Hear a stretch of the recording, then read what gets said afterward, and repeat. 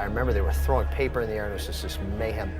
I looked at him, I said, well, what's going on? He said, well, you know, this is where they work, this is what they do. This is what happens every day. I was just like thrilled. I was like, this is something I'd never seen before, you know. Eyes got wide, and I was like, Everybody looked like they were in a riot, but there was some kind of order to it, and I just had to be part of it. From that moment, I went literally back to my workplace and gave 2 weeks' notice without having a contact, without knowing how I was going to get on the floor. I just knew this was where I needed to be. I needed to be on the floor.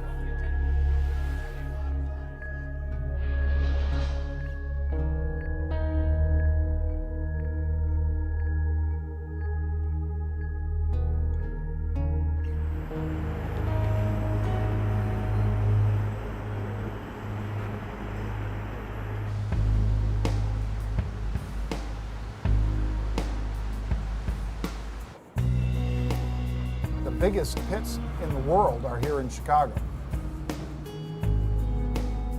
The Chicago Mercantile, the Board of Trade, Board Option Exchange, even the Chicago Stock Exchange. There's no place else that you have 9,000 pit traders all in one city. Nowhere else in the world.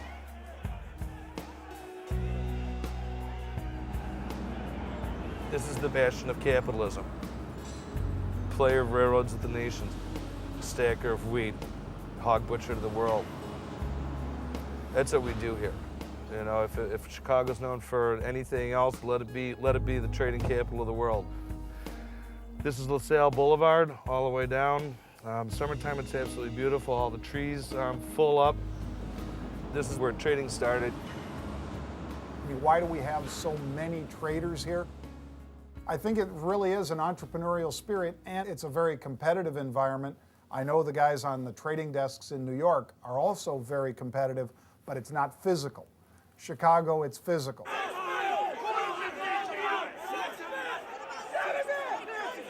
It was based on gentlemen's rules.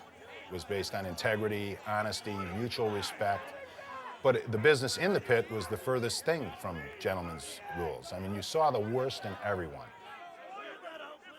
When you're standing there and somebody spits on your face, that, you know, somebody gets inadvertently stabbed with a pen, or somebody steps on your foot or spits on you, like I said, and it's like something that you don't even really address.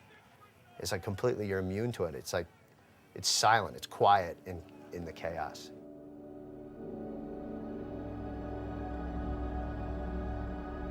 The physicality in the pit was ridiculous. We got to the point where at times the pit was so physical that before the start of the opening bell, we could pick our feet up off the ground and not fall. August Doyle! 25 Kyle Stern. Got two. Eddie! 14! Eddie! 17! Beach Red Bay! Peter, Cardinal on that one. 75!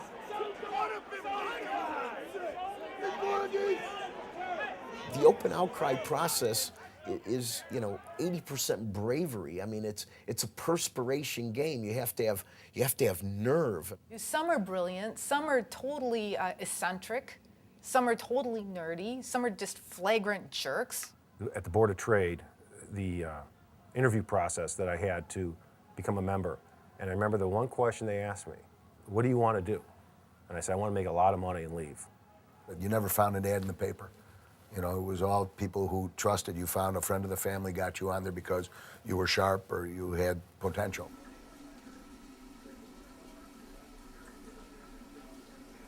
I grew up in the suburbs of Chicago. My older brother's 4 years older than me. He'd already been trading maybe for about a year or so, and he thought I'd be really interested in it. I played sports in college, and my brother said that trading in general is kind of like sports, you know, and when the bell goes off, boom. Like throwing a touchdown pass in Michigan Stadium with 100,000 people with the cheering. Just that adrenaline rush. I mean, it's insane. It's not a normal job. I mean, it's not a normal job where you're not getting a salary every 2 weeks. You don't have this health plan. You don't have your 401k. I mean, you have to do it yourself. when you've had a taste of the money, you don't want to go back to be in the corporate world. I mean, I just couldn't see myself working for a firm and just getting reamed on by a boss. Probably, I seriously, I'd probably tackle him or something. I'd be like, you know, who are you? This is Creedence Clearwater Revival. That's my acronym. This is my brother's first album, The Endless Summer.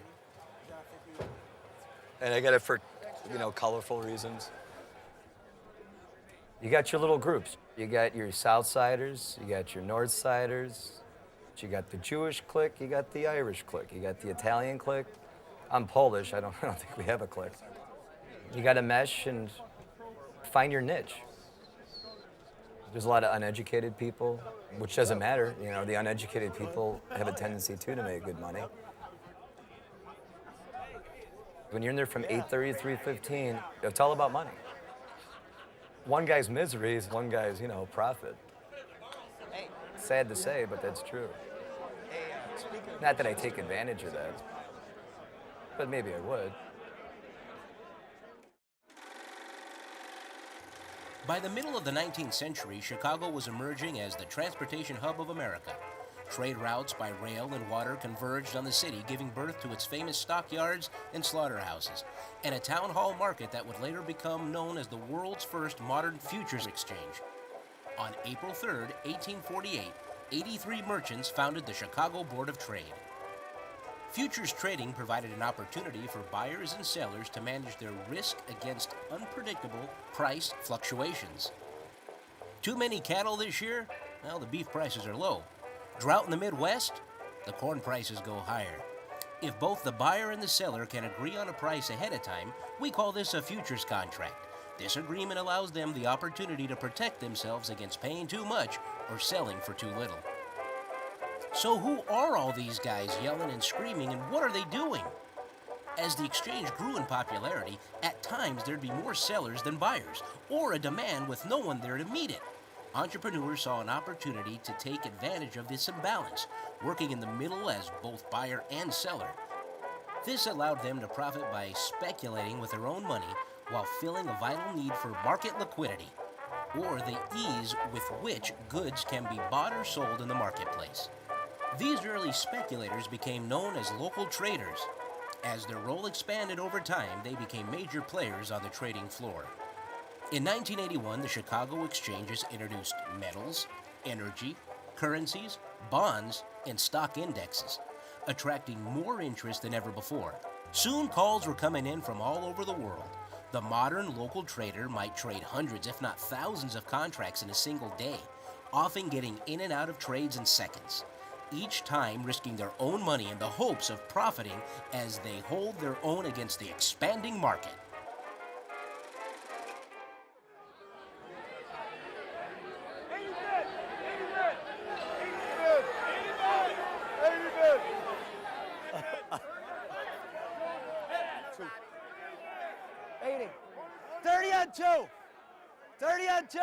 It was a live auction 40 on 2. where the price of the commodity that you were trading was determined by who would pay the highest and who would sell it at the lowest price. When I would pay 5 and someone else would be willing to sell it at 5, we would have a match.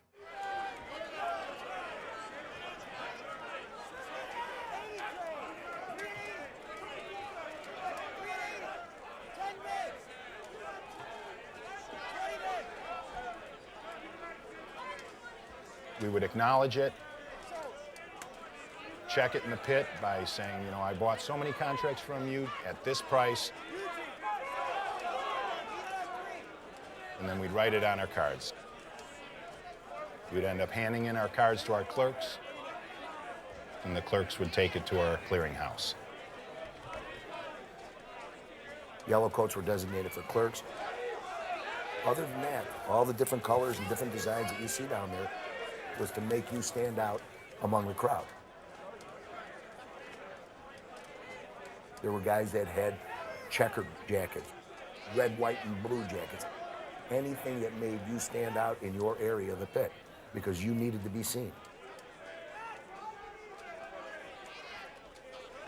It's a misunderstanding that traders manipulate the price. that they're responsible for prices going up or down, and it's completely false. The supply and demand drives that. If there's too little supply and demand is high, well, prices are going up. If there's too much supply and demand is flat, prices are going down. The traders are just in the middle. All they're doing is catching something for a tenth of a penny and passing it on hundreds or thousands of times a day. It's actually funny because when you first come down here, it's overwhelming. You can't figure anything out. And quickly you kind of discover that guy's a broker and he's an order filler and well, he's a big trader. All of a sudden people take on this personality so you get an idea of what's happening. Well, then you get some confidence and some arrogance and you decide that you're going to do this because you've been practicing and you think you can do it. Well, that's really when the learning starts. Because that's when you realize how incredibly complex and oftentimes scary and difficult and hard it is. These guys are professionals, every one of them.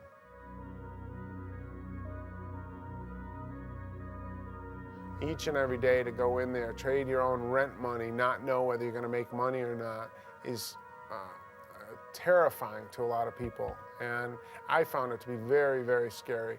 I don't have any clients. I don't have any customers. And it dawns on you, nobody trusts you to do what you do except your family. And so in a lot of ways, I'm a hedge fund manager of my own family's worth, money. And they trust me not to fuck up.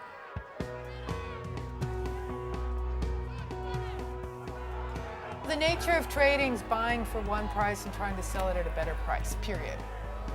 You get in there, you make your first trade. If you get whacked 10 times in a row, you pick yourself up by the bootstraps and you do it again. We started at 7:20. By 7:30, we were dripping wet of sweat. Fortunes had been made and lost in the first 10 minutes. Everybody had their ups and downs. I had bigger swings due to the size I traded.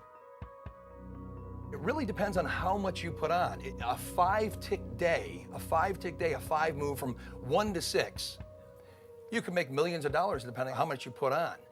100 lot, if you put 100 lot on in the euro dollars, it's worth $2,500, okay? There are guys that have 2,000 lots on. So, you're talking about $200,000 a move, one tick. So it moves 5 ticks, you're up $1 million.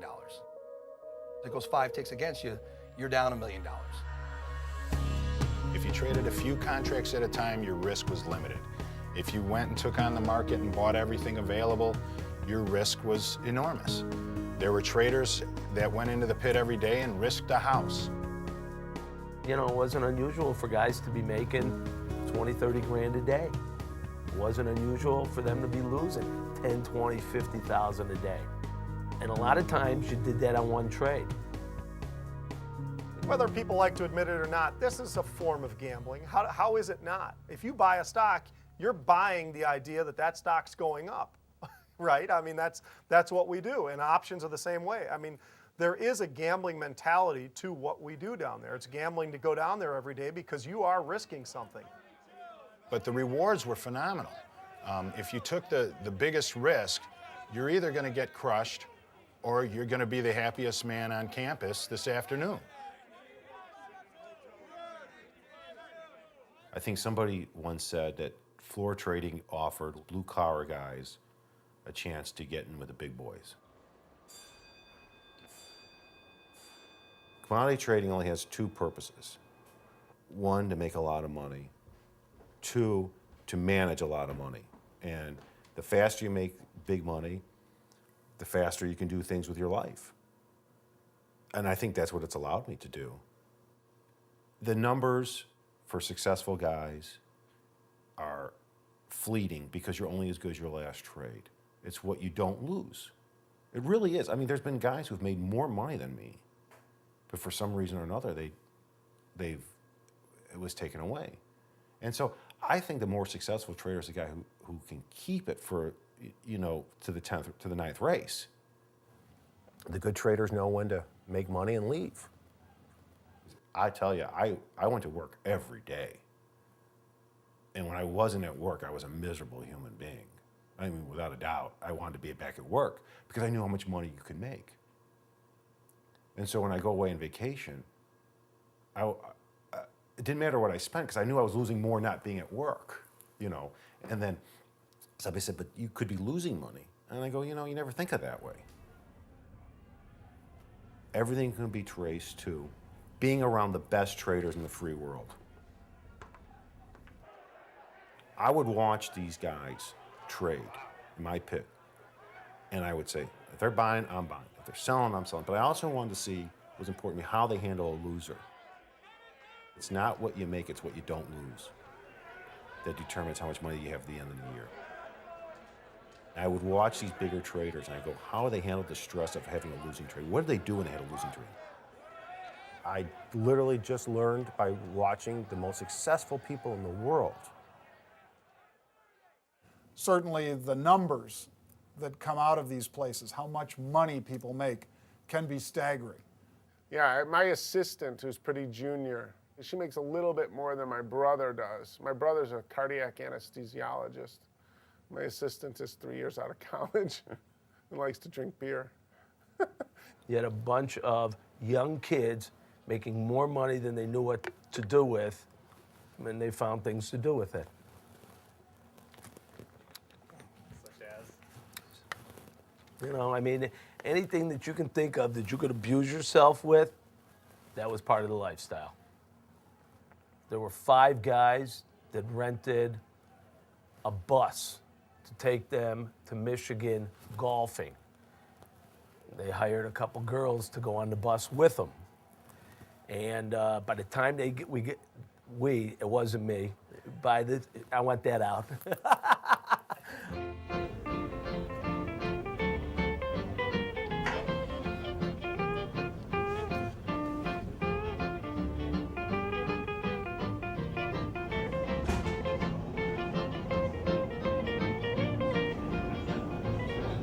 My primary over-the-counter customer base was made up of traders. They're fun guys. They're just fun to be around, and they're also, they're nuts. They're crazy. I had a customer who, I rang him up and it was $172. He said, what kind of number is that, $172? Make it 100 or 200, one or two. I said, well, which should I make it? And he said, I don't know, let's flip a coin. So I flipped a coin, he called it, he lost $200. We did this. Every time he came in, for 3 years, he never won. We had customers flipping coins. He wanted to inspect coins. He never won. Every time. It was like 2 or 3. I'd just say, what do you want to make the spread? He would do that. He never won. Every time he would overpay, he'd take the money out of his pocket, slam it on the counter, and leave. Loved the game. Loved the game. Joey called me and said he wanted me to deliver some cigars over to the pit and that he'd meet me there. And he told me to bring 100. So I went over there and he met me and brought me onto the floor. And I knew a lot of the guys because I was doing business with them. Some guys across the pit were like going like this to me. And so Joe said, they want a cigar. Throw a cigar to them. So I reach in the box and I throw a cigar across the pit and the guys are reaching up and grabbing the cigars. So I threw them everywhere. I was just throwing cigars all the way across the pit. And whoever it is that's responsible for security in the pit or whatever it is came up to me. And as he approached me, he said, I'm the guy who's supposed to throw you out of here. And he said, but I'm not going to. Can I have a cigar? You know, every afternoon, the bond close, we would all prepare for it. It's like, okay, you know, bond close is hitting. When you watch those guys coming off the floor, I mean, you could see their moods. You could tell good days, bad days, you got, you know, like life-changing days. We saw those days. But it was palpable. I mean, this was not like, you know, 5 o'clock and everybody punches out and walks out of the office. Every time you make money trading, it's like applause, but only you hear it because everybody else in that pit is rooting against you. You're competing next to folks for every single trade, and the fastest person, whoever says, buy them, whoever says that first gets the trade. And you know your neighbor sitting right here next to you needs them as bad as you need them. He needs to make his mortgage payment. He needs to put the kids through school, but you're going to bury him. You'll tear out his liver because you heard that broker say sold, and that guy's right there next to you. He needs them, and you just said, buy them. And he said, how many did I get? And you're like, none. Good friend of mine said long ago, he said, if you want a friend, get a dog. You don't have friends in the pit. Most of the people could set aside their differences outside of business. But sometimes when the almighty dollar gets involved, people don't care. I've seen guys yell and scream and say nasty things, ungodly things. That's what helps them trade. Yeah, and they probably don't like you anyway. True, that's true. They probably truly don't like you. There's no doubt about that. You know, if they had a chance to, they would hit you if they could. There will be fights in the pits. You know, no one's proud of that, but you will see people go at it. There was a lot of fighting over who did the trade. Did you do it or did the guy next to you trade with me? One guy thought that he made the market, someone took his trade, finally the guy lost his cool, ran over, and bit the guy in the nose. I was just under 6'3" and weighed 255 pounds, and I had little guys that would come up and berate me. Guys would literally look at you and say, "You're a fucking idiot. I can't believe you do that fucking trade." You'd look at them and go, "You gotta be kidding me." First of all, it was a good trade. That's why you're mad. And second of all, shut up. And I think the guys that want to strangle you after every trade, you kind of enjoy that. And you want to do that again and again, because that means you're doing something right. That was the famous line on Chicago was, "You want to meet out by the horse," because we have this great big horse statue that sits out front, and that's where everybody would, if they would actually go down, they would have a group of hundreds following them. I look at him, he looks at me, he goes, "Yeah, let's go fucking outside." So we're walking out, and the motherfucker turns around and cracks me right in the fucking face, hard. I go, "A real fucking fight, huh?" He swings at me again, and I duck, and his hand goes through the fucking window. And the blood is spurting out like a geyser. He goes, "Mike, take me to the hospital." I look at him, I go, "I think it's fucking too late." A lot of us have come from no education backgrounds, really, other than high school. You know, we all started trading young. Nobody knew anything. I made like $2.5 million in 5 days of trading. It's a pure business in theory, but you know, when there's so much money and things like that laying around, you know, you actually see what somebody's really like. And to go in there and try to be somewhat pure, and that's what I think I am. I'm a pure trader, but I love the trading, but I hate the people. These are fun. This thing's on rollers. So you know you're twisted when you do shit like this. You got problems. They're so big, you can't believe it till you come up to them and see how big an animal is. You know, they think, "Oh, it's a giraffe." Everything's dangerous in Africa. Everything. Because everything's used to being eaten. When I go there, there's always stories of somebody dying or getting murdered by some animal all the time. See, they give you a list of, they call it a menu. It's got animals on it, and next to it are price tags. So you look at something. It's like when you go out, you say, "Okay, there's $2,000, there's $1,000." As you shoot something, like we scope our rifles in on baboons because they're only $50. Lion hunt was a ripoff.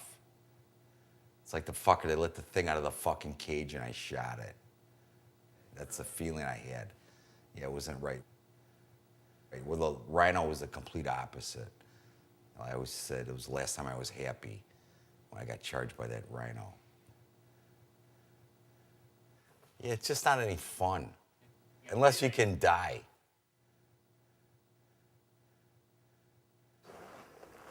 But you need the heavy caliber for those big animals. Nitro explosive. Oh, it's such a gas shooting this thing. Wesley Richards. Oh, fun. The beauty of hunting is that it doesn't involve the merc. It doesn't involve my partners. It's just me and something that wants to get away from me. In this business, you have to be a street kid and a business person because there's too much money involved. 25 years of trading, it is really a living hell if you're not one of them, and I've never been one of them. The whole power of the 150 years of the futures industry in Chicago, which is where it started, has always been the broker. The broker is the one that has the orders that come in for all outside customers. If you're in with that guy, you can count on making a living every day of your life. It's a game. You know, it's who you know, who you grew up with, who you married, who's your friend, all that shit. I would have been way more successful, way more. I couldn't even tell you if I could bite my tongue and learn to play the game a little more. Like dress like this every day when I'm in my 20s. Fuck. I was a fucked up little jagoff. Look at this, motherfuckers. The beauty of trading when it's really going, it's a rhythm. You're just doing your thing. Problem is when it slows down sometimes, you start thinking why I should do this trade, why I should buy these, why I should sell that.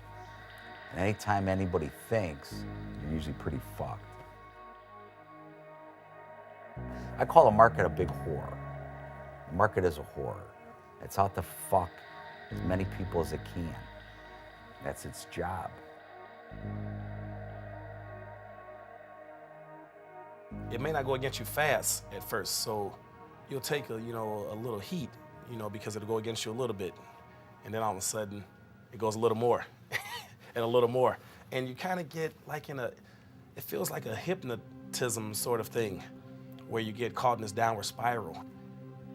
You know it's a loser. You've confirmed that it's a loser. You're sitting there looking at the prices go further and further against you, and it just feels almost like sometimes you can't get out.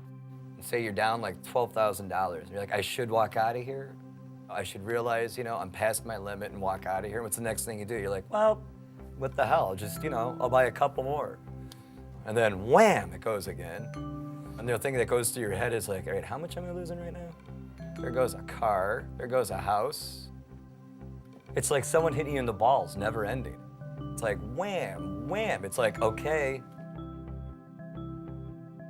Nobody can get you down the amount of money that you're going to be down the day. Only you can do that. And it's funny when you see something happen to somebody else.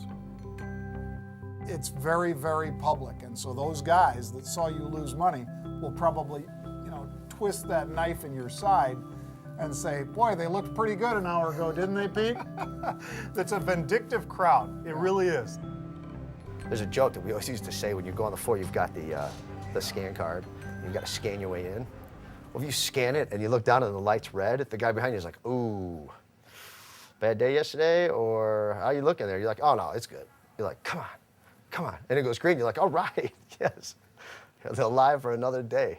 There were a lot of times when the markets got very volatile that you wouldn't see a guy the next day. And you knew he lost what he could lose. Valentine's Day, 1994. I had a little position on in the yen.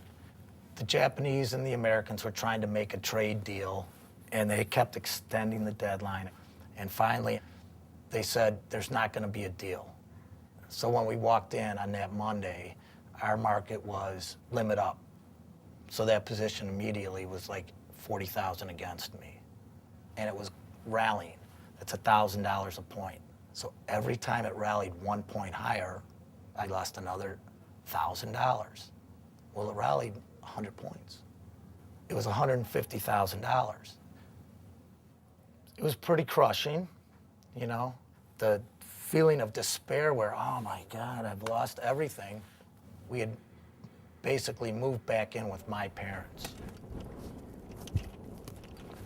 Ready? Tee number 1. I think we should walk over this way. So I went out and got a job as a clerk, making, $400 a week. At one point, my wife was drunk and, she said, yeah, you're nothing but a fucking clerk. I think she really expected bigger and better things. Okay, I'll play that one.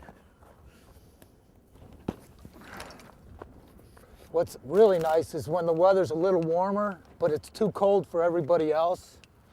You get the whole course to yourself. When the split came, it was pretty devastating for me. I hugged my kids. That kind of kept me going. It was like, well, I can't just give up now because they're depending on me. All I know is that when I was a little kid, I wanted to be a dad from the earliest childhood. You know, I had a lot of brothers, and I wanted to be a father. You know how to use that? Okay. Well, you just go to the bank and put it in, punch in that number when it asks. It's going to ask you what you want to do. You want to checking, withdrawal, and then punch in the number, how much. Okay? When you put the card in, you put the card in and you take it out. You don't just leave it in there. Can I go get cash with that too? With the card? No, get cash and pay cash. All right? When I was in preschool, he came in and spoke to our class, I remember. And he just had everyone stand up and yell as loud as they could.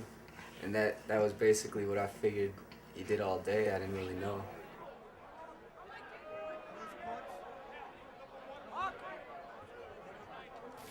It's rough. Our markets are real thin, and it was just a tough week. By the end of the week, I was asking people, you know, how are you doing? How's it going in there for you? And every one of them was just like, it's brutal. It's brutal in there. I'm on with 3 brokers, so I have 1 broker on my right, 1 on my left, and I'm on the headset with a 3rd broker. Sometimes I have to flip the headset and say, hey, you know, can you hang on a second? I'm getting my asshole ripped open right here. I'll get right back to you as soon as I get, you know, it's like that.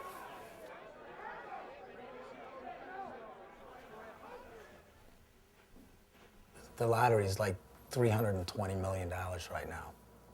So I bought a ticket for that. When I played lottery before, when I was married before, I always would buy the ticket thinking, you know, I really hope that I don't win, because I felt like it would change my life. I just felt like it would change my life to where I wouldn't be happy. Well, I'll take the chance now.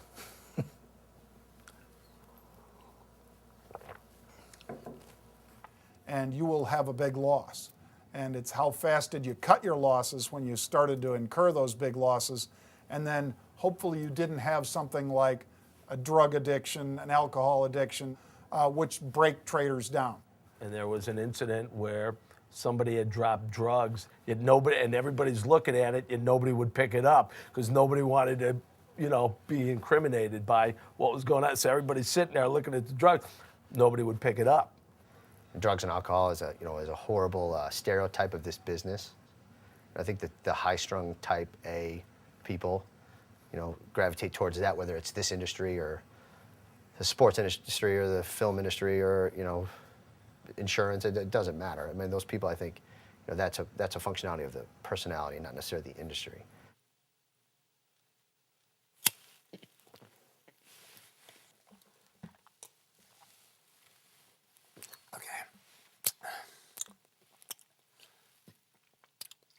You know they hit me at the Merc, by the way. All I know is when I first walk in, every mother, can I say fucker, has a Rolex on their hand. And it's not, and I'm like, I'm looking at it, and that's all I could think about when I first started trading. Everybody's got more on their wrist than I got in my account. I thought it was just like, you know what, I could beat these guys. And I swear to God that 99% still don't get it. When you win, you start betting less.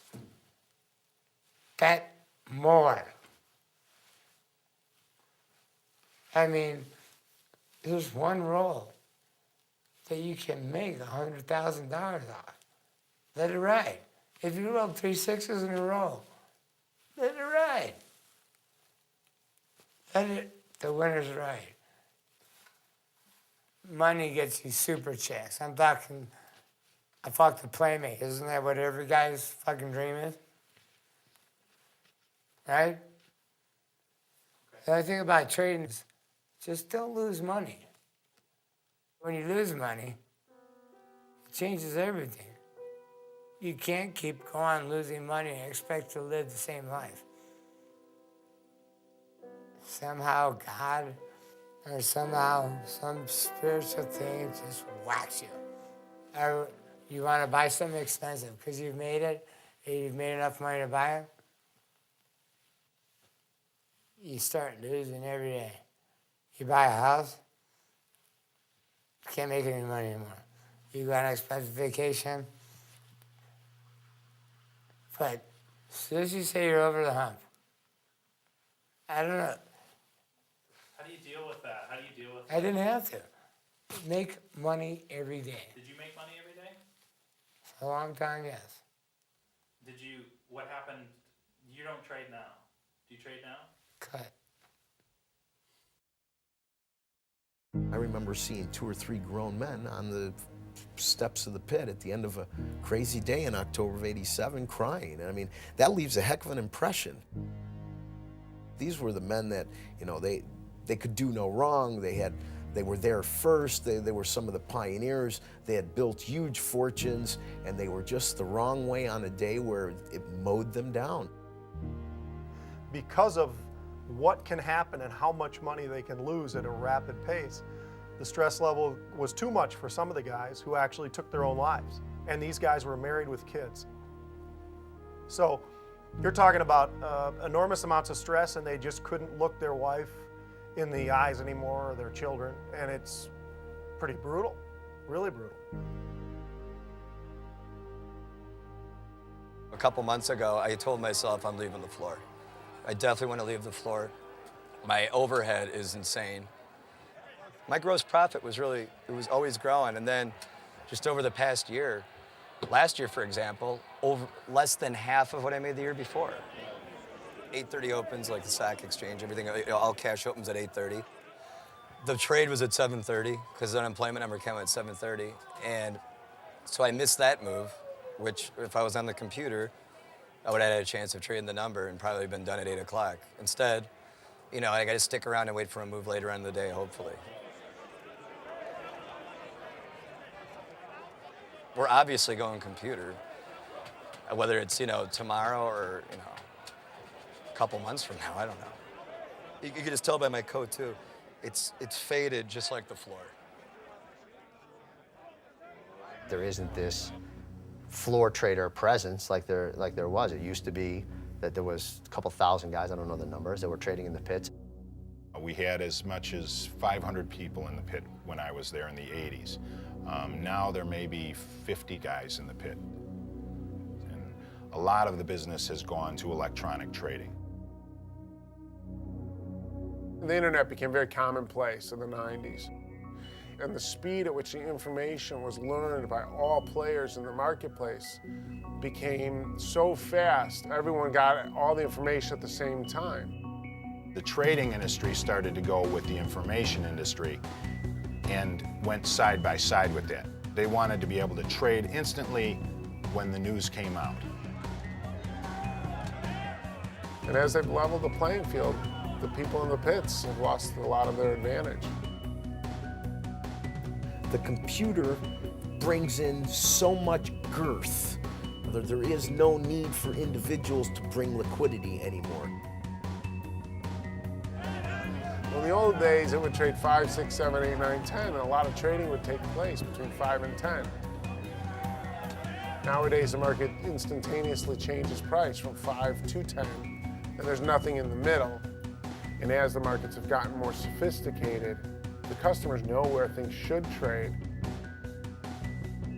The traders in the pit that just bought and sold in a short-term buy here, looking to sell it in the next few seconds at a better price, those people, the opportunities aren't there like they used to be in the pits.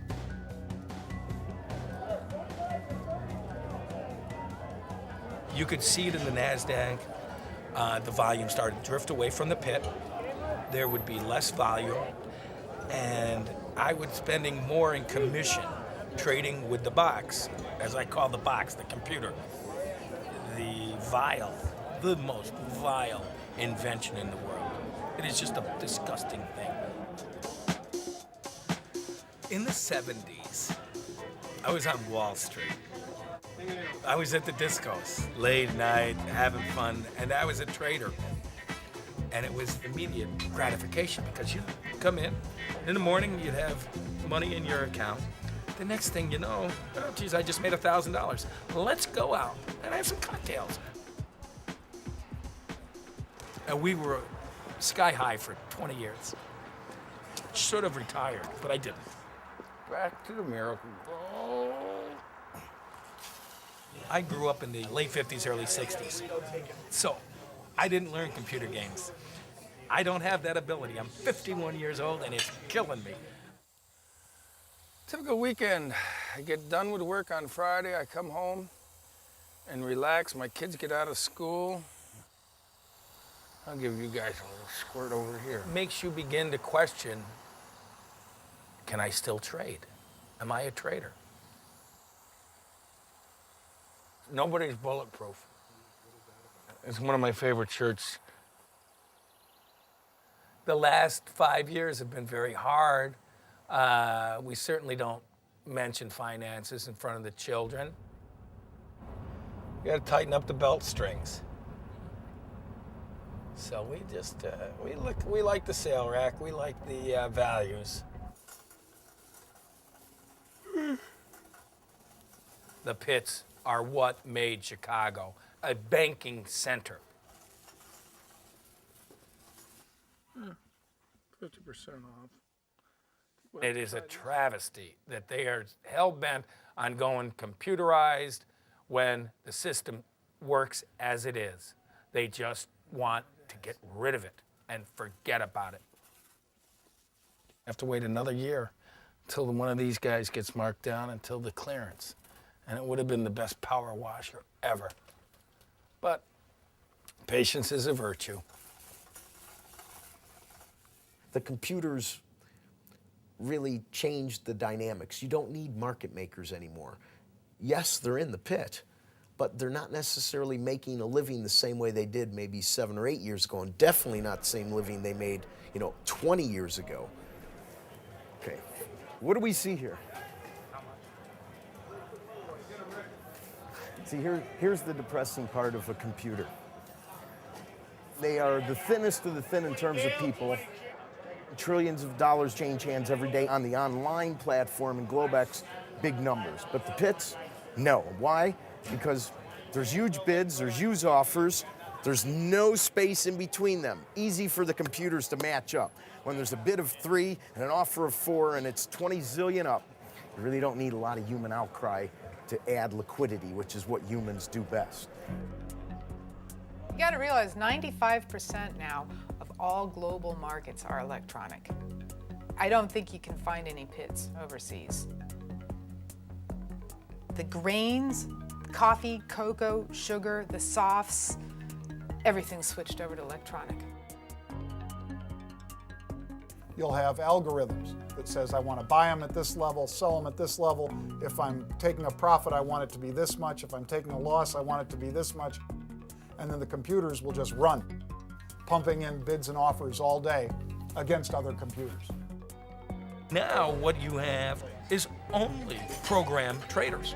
These people, if you don't write a program and you don't have it set to kick in at different intervals, you can't trade it. I have not figured it out. Consequently, I've gone into the cattle pit. 2 years I've been standing in the cattle pit. We still have paper. They're trying to infect us with the virus. The customers, however, like talking to their brokers, and it's the last of the open outcry.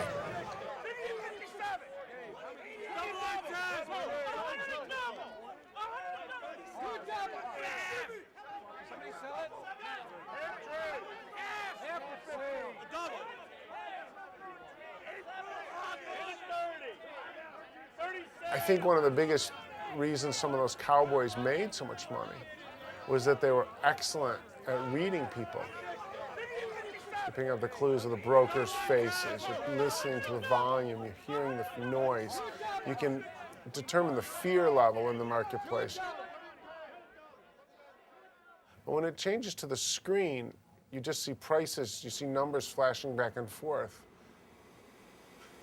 This is the life and the times of an upstairs trader. We just sit here with no exercise. You have to understand that I was in this incredibly stimulating environment of being on the trading floors for a number of years. I think there were 4 women on the entire exchange floor, you know, and it's like you're down there sink or swim, you know, you're in there with a pit of guys, you know, all sweaty armpits and everything, and I'm just trying to open my mouth to buy or sell a 1-lot. That's how I started. That's our exercise for the day. So to then go to an upstairs office where you have none of that, no sensory input whatsoever, and it's a learning curve too, because it's like an old dog trying to learn new tricks here, you know? You make your share of mistakes and, oh, I didn't mean to hit buy, I meant to hit sell, you know? Little kids grow up with these computer games and just take it for granted. It takes a while to learn. If you're trading multiple markets, it's impossible to monitor all this stuff technically for more than, say, 1 or 2 markets at a time. My eyes are right there. This is all for show and tell. If you think you can humanly process all this gobbledygook, you're crazy. It's like right there. I'm just looking at the last price. So 99% of the time, I'm just watching those go from plus 25 to plus 30 to plus 25. And that's about it. Would you rather watch a football game on your HD with a camera giving you all the action, that's open outcry, or would you rather have that camera just focused on the scoreboard the entire game? That's electronic trading. That's the way they look at it. And there's something to be said for that. You know, we always were trying to see who can get the fastest edge. Now it's nanoseconds. It's the computer is making that little marketplace that men used to make on their own. 190. Back in, back in, back in. Back in, back in, back in, back in, back in, back in. Coming down, coming down, coming down. Give us a shot. Let us play. Gold went really deep. It's hard to find a price. I had it, but Jesus, it was too deep. Damn it. Pop, you son of a bitch. Pop. Pop. Pop. Look at it. Just. It's supposed to be a money machine, but it's a money machine that actually takes your money too, you know. Nice trade, Adam. Did you get a package or? Not left. Yeah, this here, the blue side. These numbers are whoever in the whole world's trading.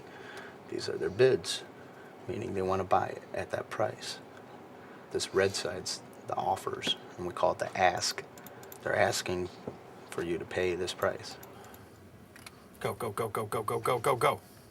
This is good for the farmers. Let's do it for the farmers. Oh my God. Buy them, buy them, buy them. Just won't go. Man, it's fast, but isn't that fun? I mean, that is fun. It would have been funner if I got the price. It's my second year trading, and I was waiting for that day I got double digits, and it happened at the beginning of the month. I was pretty stoked about it, tried being humble about it, because at any given moment, it'll just take it away from you. It's easy to just enter a market. It's so easy to enter it. All you gotta do is click the mouse, you know? If you're having a good day and you just think like you can kill it still, and then all of a sudden you're chasing it, and then you're losing it, and then you're pissed, and your emotions take over, and that's mainly the problems that people have with trading, is controlling their emotion.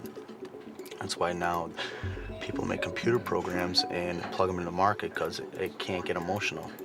The emotion's built into the program, but that's already structured. So it's structured to kind of control its losses, and if it's wrong, it gets the fuck out. The analysts come in, these technical nerds, rotten people that all they're doing is putting logarithms and algorithms and monkey rhythms, who knows? It's a bastardization of the market, because economic news comes out and the market should go one way, and it doesn't. Now, there's only one reason for that. The computer programs are set the other way, and the markets don't react normally. I made money for 18 years in a row And then I lost money for 3 years in a row because the computer was trading. Now, did the markets change dramatically? No.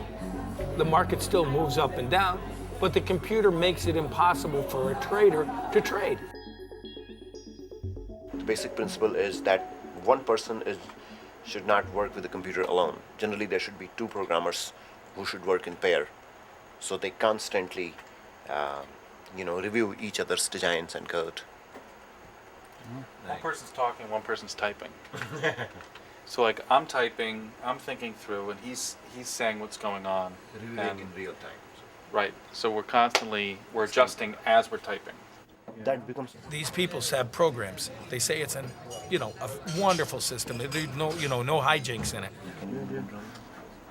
I think that these people have hacked in and figured out how to run the books. Late at night, somebody's playing the game. Do you want to introduce everybody, or sure? We've got Phil, who is a nuclear physicist out of Argonne. Hello. And then we have Raja over here. Hi, Raja. It's like our How are you? super high-end back-end. Super high-end back-end programmer? Yeah. This is Rama. Hey, Rama. Hi. How are you? I'm What fine, are thank you doing? Again, backend, high traffic systems. What do you do? I worry. He is our full-time worrier. I'm the full-time worrier. Larry has done a tremendous job in bridging the gap between technology and the brokerage world. Larry used to work on the floor himself and has taken all that knowledge he's gained over decades and been able to communicate it to all the developers here. When we talk about world domination, yeah, you always want to have one of these around.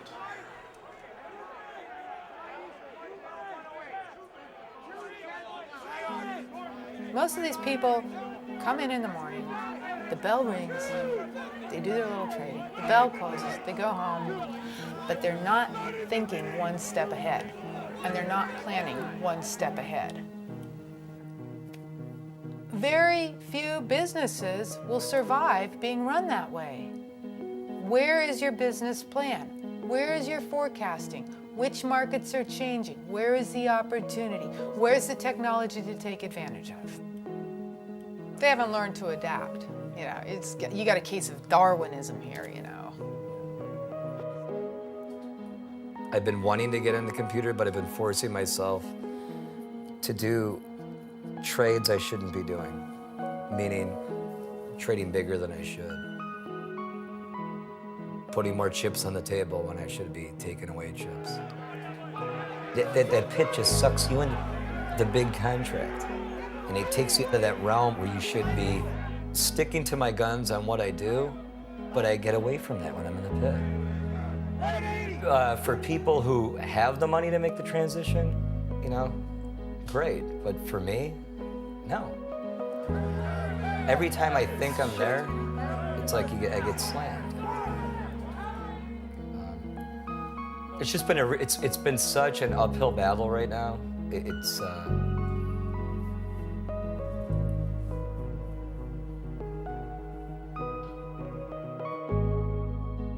I've seen some of the most successful open outcry floor traders move to the screen and absolutely have zero success. To be a pit trader and then be trading upstairs in a screen and trying to trade the same way, it's impossible. A large percentage of my business is working with traders and trading firms. I am a master certified coach and I'm a psychotherapist, and the application in the industry is huge. I deal with individual traders. I help them transition from being a floor trader to an upstairs trader. I would take your hand and I would lead you away and say, did you like that? Was that exciting? Great. It's gonna go away. But let me show you the next coolest thing. Come on upstairs. And I would take that person to an electronic trading arena and say, this is the future. I mean, you see guys just lose their mojo and they can't trade themselves out of a box. And oftentimes it's just getting them to realize and become self-aware of what changed. Some people make the transition in a matter of months, and some people it takes years. And the difference is primarily how they're coming into my office, the approach that they're coming in with. Are they open to change? Or are they coming with, my life is over? Well, the guy that's coming in, my life is over, we're gonna have a lot more work to do on the front end to get him into a transitional job. I have a friend that says, nah, I'm gonna go up to his office, he's gonna teach me how to trade spoos. They've got a program. It blue when you wanna buy and red when you wanna sell. Great. When I was growing up, everything was family, everything. We had summer vacation for 3 weeks. We'd drive from one AAA motel to the next, and we saw everything. Families nowadays, it's hard raising a kid. They grow up too fast. They're never kids. They're on this computer. They're in this video world. And the family unit is gone. It goes fast, and it's very sad. And I can allude that to Open Outcry. When we lose Open Outcry, we've lost an institution. Did you ever think you'd see that on a door? Very huh? nice, very nice. This is my little new world. It's a beautiful world, but it's a computer world. Do you enjoy computer life? I'll tell you what, I have never been happier. I hate email. I hate computers. Well, I don't really know how to respond to that. I believe Open Outcry is the most honorable and the most efficient trade in the world. It's a new game. It's a new world It's order. a crappy game. Well, I mean, if you were making a fortune trading electronically, it wouldn't be a crappy game. I wouldn't enjoy it. There's a misconception that the local trader can no longer compete with the black boxes or the algorithm guys. I You know, can't. first of all, they got to be right to market too. I've traded for 30 years, and I know markets. It's a different feel, okay? So it's like It's not a feel. It's not.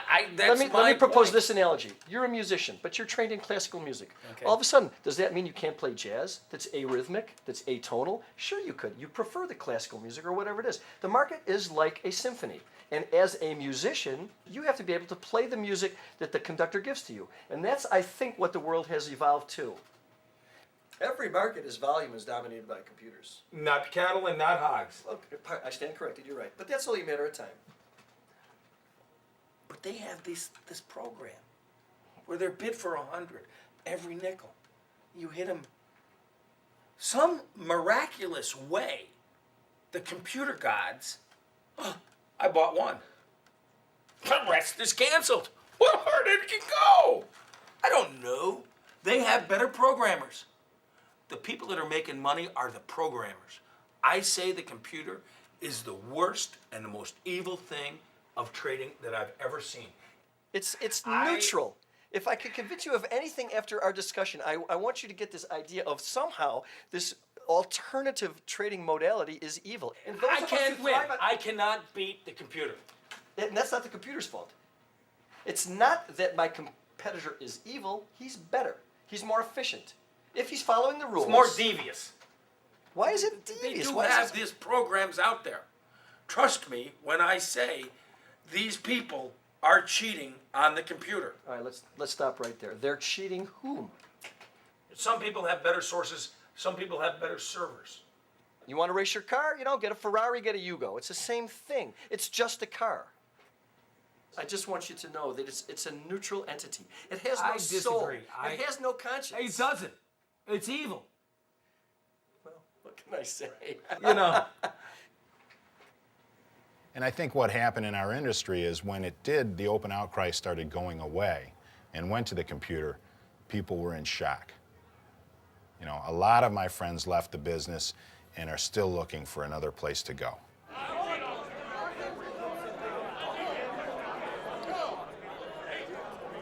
When they giving the evaluations, right out here in the 7th floor, the supervisor's office, everybody's going to the supervisor's office. When they sent me down to the 4th floor, I knew something was wrong. I almost had like an implosion inside. And I started to tear. I started, grown man, I kind of knew it. I kind of expected it. You can see that there's not a lot of stuff going on. But for some reason, I thought that I would be able to walk out the door when I wanted to. I wish I had more talent. I wish I had more talent. I wish I was more adaptable to the situation. But I realize that I'm limited in my services here. But when the electronics came, they take the best. And I'm not saying I'm bad, but I'm not the best. I know that. I'm limited. A 16-year ride isn't bad.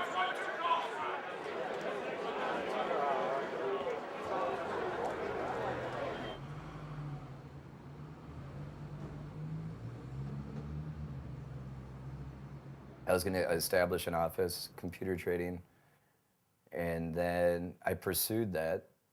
And then during that, the markets were horrible. Great excuse. I was horrible trading, and yeah, that was totally thrown on the back burner again. In a year, I want to not be living in Chicago, and hopefully I enjoy where I'm going to go visit out west. And if I enjoy it there, that's where I plan on residing. And that's where I think I would be most happy. Skiing in the winter, you know, summer, just recreational things. What I'd like to do is be a park ranger. Maybe something in that capacity, like a search and rescue. Something where you're out in the element, and I kind of like that, being out in the element, maybe helping people. Something where you feel good when you come home at the end of the day. Wow. But you know, that's the biggest feeling though, the anxiety that, you know, you don't have that stress. It's hard to explain. It's just you're more at ease because you realize it's not the most important thing in the world.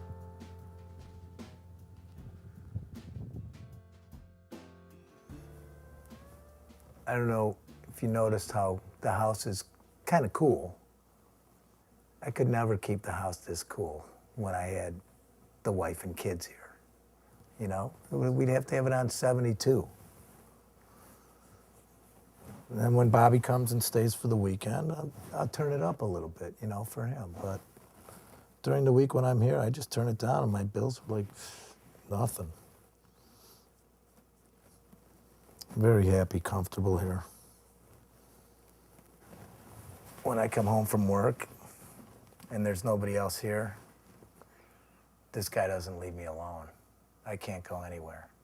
I can't go from room to room, wherever. Right?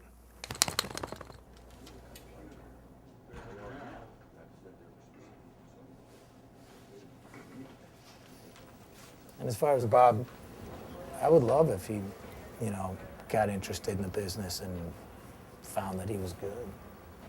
You know, I've been kind of telling him to take an interest, look into it. I'm willing to show him what I'm doing with the currency trading and stuff like that. And, you know, I think when he's really interested, he'll let me know. I'm leaving it up to him, though. You know, I'm not pushing him into it. Hey, buddy, what's going on? Good.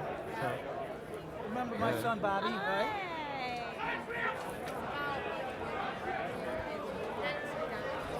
Graduating this spring? Yeah. You know you're going to college? Not yet. Are you going to college? Or? Yeah. I don't know what I want to do with my life yet, so this is a good place to, because I've already learned a little bit about it, so I know a little bit, so. Well, he's telling me that now it's more transitioning into computers trading instead of people. He told me to, that I should get more involved with the computer parts, because then there'll be more jobs for that. Like in about 10 years, they're gonna come to me and say, Dad, how come everybody but you became a millionaire in the 1990s? I look back at it as, okay, that's just another opportunity that I wasn't able to take advantage of. Should I spend the rest of my life regretting it? No. think so. You know, I just look on the upside, you know. My kids are healthy.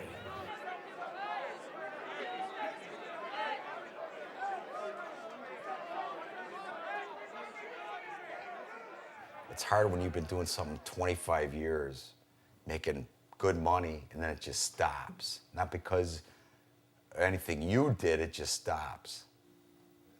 It's actually 87 because I got my 003 badge on. Yeah, right during the crash. What pit is that? S&P pit. 1, 2, 3. He's dead.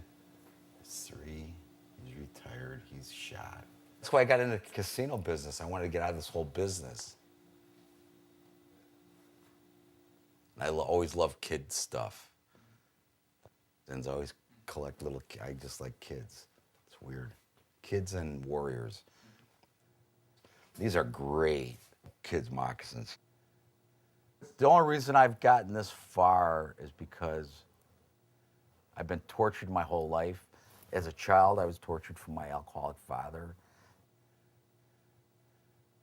That's what I got hit in. That's what's a little left of my motorcycle. I was coming back from my daughter's soccer camp when I got hit. This is the good stuff. And I was being followed by another parent. And he came out while I was, you know, laying on the ground. When he saw me, you know, I was bleeding out of my mouth, my nose, my ears, and my eyes, because my head was blasted open. I was just, you know, yeah, I was dead. You know, the firemen, you know, he knows some of the firemen, they said, you know, this guy's done. This business was perfect for me. It's a real test on your own character, because the greed and the stardom and all that bullshit that goes with the money, well, no squirrels today, eats a lot of people up, you know, and it spits them out. And one of the brokers, he's been down there as long as me, or even longer, he goes, boy, it was a good run we had. I said, a run? Fuck you, a run, motherfucker. A run is something like when it's just, I got this job and they keep paying me. When I go down and go to work, ain't no fucking run. It's fucking, this is like going to the mines every day. Oh, fucking people. It's just...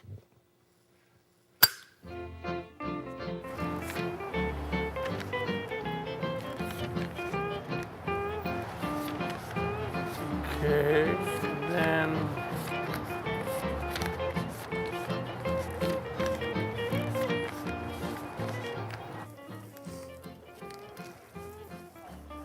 yeah, big dog, the big dog. Thank you, buddy. Oh, good, the market's coming my way. Perfect. This is our machine. We change the months, we put orders in and out, and then we get the execution logs. Geez, I bought all these up a lot higher than where the market is now. You name it, we got it.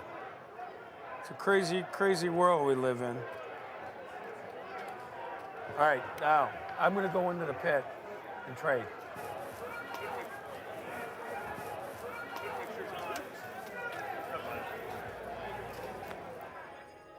In my opinion, the byproduct of internet electronic trading, it is creating more stability in the world.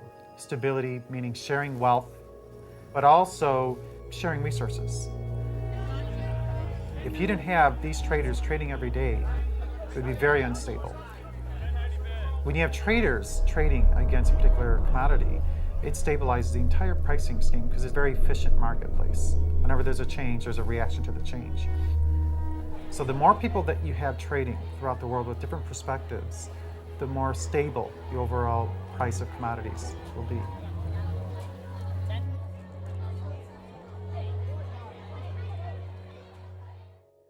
Good evening.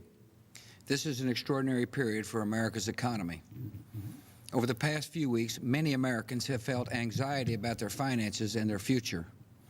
I understand their worry and their frustration. We've seen triple-digit swings in the stock market. Major financial institutions have teetered on the edge of collapse, and some have failed. As uncertainty has grown, many banks have restricted lending. Credit markets have frozen, and families and businesses have found it harder to borrow money. We are in the midst of a serious financial crisis.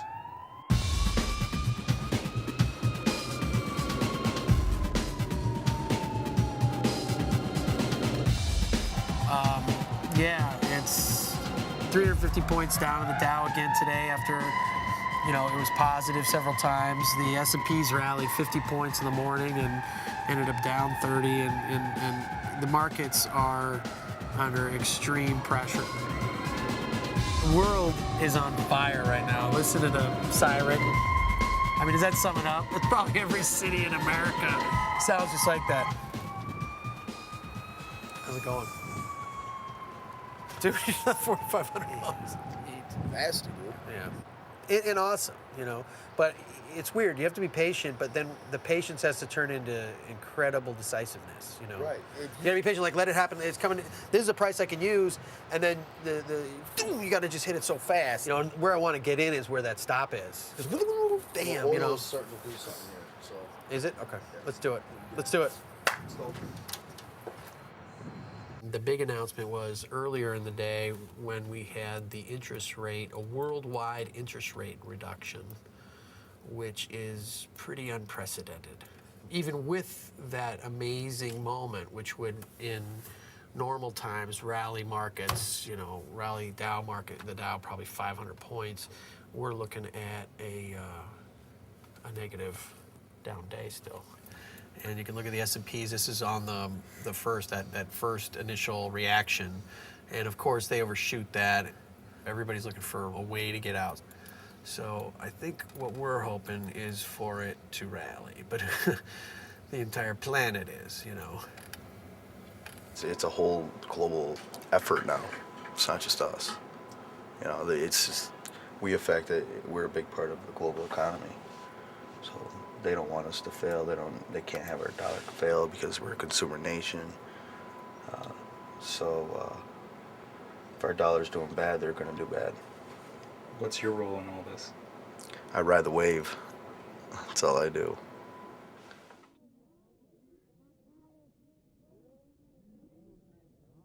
You know, it's funny because I look back in the 80s and 90s, traders were the kings. The back office fellas and the computer boys, we would laugh at them. And they got their revenge.